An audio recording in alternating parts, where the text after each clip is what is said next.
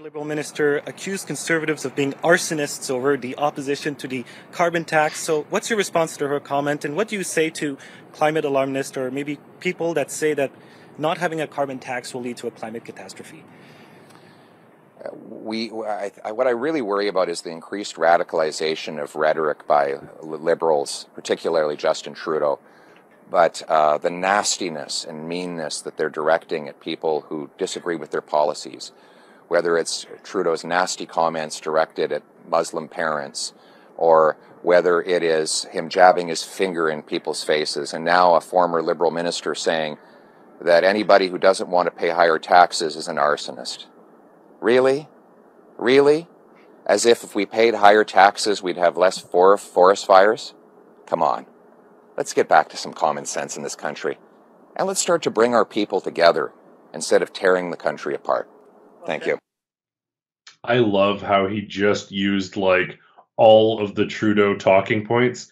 He's like, oh, you mean that like divisive rhetoric driving, bigoted, anti-Islamic? Like he just took, it was such an intentional, just take every single thing that Justin Trudeau would say and point out that he's the one doing it. And that's what we need. The reason that that Andrew Scheer and that Aaron O'Toole and that the Conservatives have lost for a long time is they weren't willing to sort of stick their nose up at these people who are so absurd. But Trudeau and his government have jumped the shark. And we need Conservatives. The reason they're trending is because Pierre Poilievre and other Conservatives, we've seen it here in Alberta too. We're seeing it in Saskatchewan, even Manitoba to an extent. It's shifting across the province. They're starting to say, no, you're ridiculous and we're not going to take you seriously anymore. We need to get back to real governance, common sense, and small, simple, practical government that drives costs down, maybe keeps the roads paved. That's about it. This is a refreshing shift in politics. I was wondering if this pendulum swing would come back or if this was it and we were just going down. It seems the next election will tell the story. Obviously, the provincial election here shared some of the story, but it seems like the swing back is occurring, and I hope it doesn't stop. Oh, these Liberals are screwed. And I'll tell you why. Yeah. Ipsos polling out, I think it was published yesterday, but it was on behalf of the Montreal Economic 6% minority chance, that one? No, it's worse.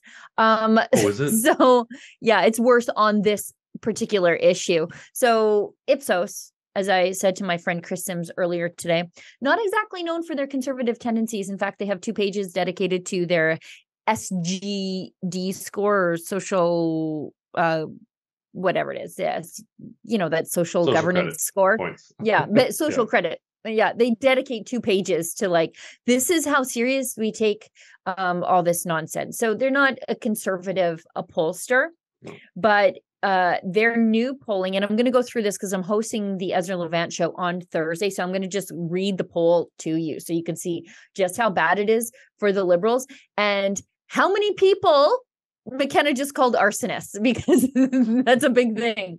So 1 in 6 Canadians can't or don't want to pay more in taxes to fight climate change. And this is across all demographics from like 18 to 25. So the young people, old people, men and women, 6 in 10 Canadians, 60% of, actually it's more than that. I think it's like 61% of Canadians are like, no, we can't, we're not doing this. And so here comes McKenna.